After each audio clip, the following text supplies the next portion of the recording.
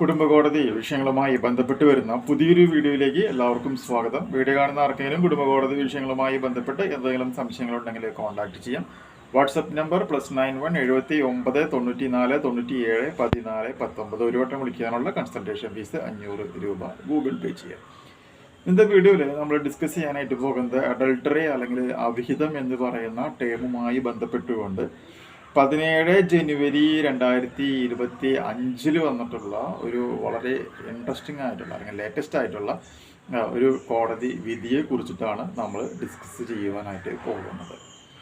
Okay, അപ്പോൾ ആ വിധിയിൽ എന്താണ് പറഞ്ഞതിൻ്റെ ക്രക്സ് ആദ്യം ഞാൻ പറയാം, അതിനുശേഷം മലയാളത്തിൽ നമുക്കത് എക്സ്പ്ലെയിൻ ചെയ്യാം. വിധി ഇങ്ങനെയാണ് വന്നേക്കുന്നത്.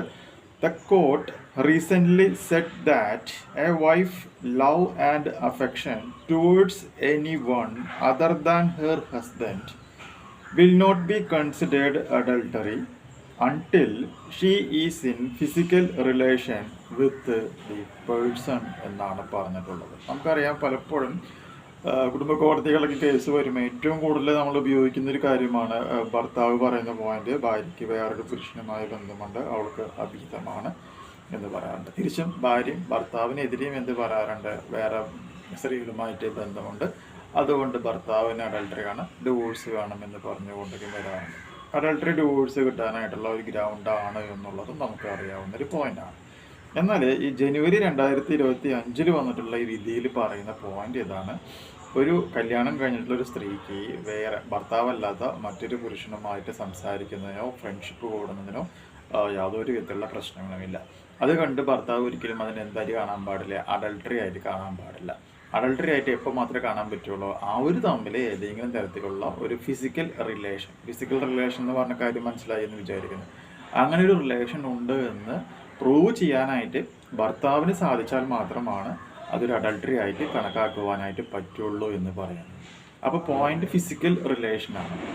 അപ്പോൾ അങ്ങനെ വരുമ്പോൾ പലപ്പോഴും നമ്മൾ പറയാറുള്ള സംഭവം എന്താണ്, രണ്ട് വ്യക്തികൾ തമ്മിലുള്ള ശരിയല്ലാത്ത രീതിയിലുള്ള ഫോൺ കോൾ, ഓഡിയോ റെക്കോർഡ്സ് എൻ്റെ കയ്യിലുണ്ട്, അല്ലെങ്കിൽ രാത്രിയും പകലും എന്നില്ലാതെ അവർ തമ്മിൽ പലതരത്തിലുള്ള വീഡിയോ കോളുകൾ ചെയ്തതിൻ്റെ പ്രൂഫ് എൻ്റെ കയ്യിലുണ്ട്, ചാറ്റ് ചെയ്തതിൻ്റെ ഹിസ്റ്ററി എൻ്റെ കയ്യിലുണ്ട്, അല്ലെങ്കിൽ അവർ ഒരുമിച്ച് യാത്ര ചെയ്തതിൻ്റെ തെളിവുണ്ട് എന്നൊക്കെ നമ്മൾ ഒരുപാട് ആൾക്കാർ ഇതൊക്കെ തെളിവായിട്ട് സ്വീകരിക്കുമോ എന്ന് ചോദിക്കാറുണ്ട്. പക്ഷേ ഇവിടെ കൃത്യമായി പറഞ്ഞിട്ടുണ്ട്, ഫിസിക്കൽ റിലേഷൻ ഡയറക്റ്റ് ആയിട്ട് ഉണ്ടെങ്കിൽ മാത്രമാണ് അത് അഡൾട്ടറി ആയിട്ട് പ്രൂവ് കോടതി അംഗീകരിക്കുകയുള്ളൂ എന്ന് പറഞ്ഞു വെച്ചിട്ടുണ്ട്. തീരുമാനമായില്ലേ?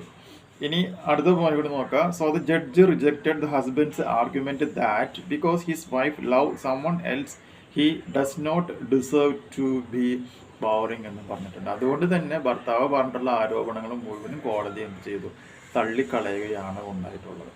Then section 144 clause 5 of BNSS or 125 clause 4 of the CRPC clarifies that if the proof of the wife's living in adultery is founded, then only the full nutrition amounts can be denied. നമുക്ക് അറിയാവുന്ന കാര്യമാണ്. BNSS 144 close 5 അല്ലെങ്കിൽ CRPC 125 close 4 പ്രകാരം അഡൾട്ടറിയിൽ നിൽക്കുന്ന ഒരു സ്ത്രീ ആണെന്നുണ്ടെങ്കിൽ ചെലവിന് കൊടുക്കണ്ട എന്നുള്ളത് നമുക്ക് അറിയാവുന്ന ഒരു കാര്യമാണ്. പക്ഷേ ഇവിടെ ഫിസിക്കൽ റിലേഷൻ പ്രൂവ് ചെയ്യാൻ പറ്റാത്തത് കൊണ്ട് ഭാര്യയ്ക്ക് 4000 രൂപ ചെലവിന് കൊടുക്കുവാനായിട്ട് കോടതി ഉത്തരവിടുകയും ഉണ്ടായിട്ടുണ്ട്.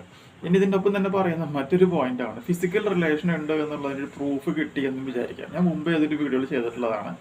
അങ്ങനെ